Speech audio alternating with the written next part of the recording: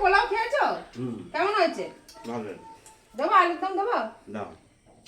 ও মা, তোমার একটা বিয়ের গল্প করো, লরি করে এসেছিলে নাকি বলো? হ্যাঁ, ব্যাপার হচ্ছে বিয়ে করতে গেলাম হাবড়া বসিরহাট 82 নম্বর বাস, তাতে করে উঠে হাবড়া থেকে ট্রেনে করে দমদম জংশন থেকে ডানকুনি ট্রেনে উঠে ডানকুনির থেকে বাস উঠে কৃষ্ণরামপুর থেকে রিক্সা করে শ্বশুর বাড়িতে শ্বশুরালয়ে গিয়ে পৌঁছালাম। রিক্সা করে? তখন রিক্সা করেই বাস স্ট্যান্ড থেকে ভ্যান না রিক্সা? ও, এবার বিয়ে হলো। বিয়েতে খাওয়া দাওয়া হয়েছিল লুচি টুচি এইসব, তখন ওই রকমই সুস্থ ছিল, মেয়ের বিয়েতে লুচি টুচি খায়, লুচি মিষ্টি হাঁস টাস না। আমরা যদিও বউ ভাতে মাছ করেছিলাম। এবার পরের দিন আসবে একটা বাংলা বন্ধ, একটা ধর্মঘট ডেকেছে।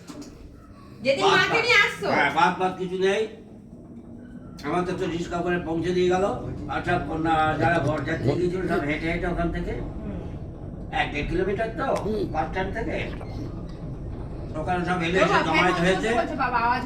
এবার বাস তো পাওয়া যাচ্ছে না, অন্য কোনো গাড়ি পাওয়া যাচ্ছে না, তখন অত ট্যাক্সি ফ্যাক্সির অত চলন ছিল না, সাধারণ গাড়ি। তারপরে আমাদের সব লোকজন আছে, ছেলেপিলে সব একটা লরি দেখে দাঁড় করালো। সেই লরি দাঁড় করিয়ে লরিটা রাজি হলো ডানকুনি যেতে। সেই লরির সামনে হচ্ছে আমি আর উনি, লরির সামনে দাঁড় করিয়ে, এটা কিন্তু রেকর্ড। আমি তো শুনে অবাক। ডানকুনিতে নেমে লরিতে করে ডানকুনিতে নেমে একটা দোকানে চা ফা খেয়ে তারপরে স্টেশনে গেলাম। মানে এটা বাবা কিন্তু বন্ধের জন্য হয়েছে। হ্যাঁ, বন্ধের জন্য না, সেই জন্য ট্রেনে করে আসছিল।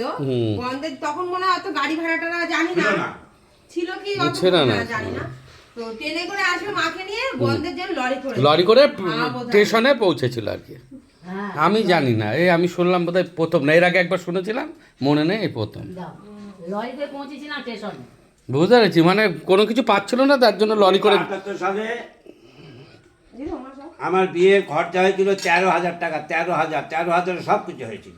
মানে 13,000 সব কিছু? 13,000 সব কিছু? হ্যাঁ, বউ ভাত, যাতায়াত, তারপরে আশীর্বাদের একটা ইয়ে দিয়েছিল, মঙ্গলসূত্র নাকি সব। সেই সব মনে আছে তোমার? 13,000 টাকার দাম ছিল তখন। 13,000 মানে বিশাল। এখনকার 13,000 মানে এখনকার দেখো গিয়েছে প্রায় 10-15 লাখ টাকা 13,000। হ্যাঁ, তা তো হবে, মিনিমাম 10 লাখ টাকা তখনকার 13,000 মানে। বেশি, তাই না বলো? সুগার ফ্রি মিষ্টি আছে তো? হ্যাঁ, সুগার ফ্রি মিষ্টি আছে বাবা। এই যে এইটা সুগার ফ্রি আছে, খেয়ে নেবা। তো বন্ধুরা, ভালোই দেখো গল্প, এরকমই গল্প সব, এগুলো বাবার কাছে পুরনো গল্প আমি অনেকই শুনি, বেশ ভালো লাগে। আর আমার বাবা মারা কিন্তু আষাঢ় মাসেই বিবাহ বার্ষিকী, কিন্তু ডেটটা এখনো বলতো মা বলতে পারলো না আমার, সেই জন্য আমার আর কিছু করে মানে করতে পারে না, আমার বিয়েটাই বলতে পারে না। আমার বিয়ে তো সাইকেল দিয়েছিল, সাইকেল আনতে গেলে স্টেশনে টিকিট কাউন্টারে জিজ্ঞেস করা হলো, বললো বুক করা ছাড়া সাইকেল হবে না। তো আমাদের ওখানকার টেলিভিশনরাও সাইলাম ডাল পিঠে, একটা সাইকেলের দোকানে নিয়ে গিয়ে বলছে পার্টসগুলো খোলো। কেউ হাতে একটা হ্যান্ডেল, কেউ একটা চাকা, কেউ ক্যারিয়ারটা,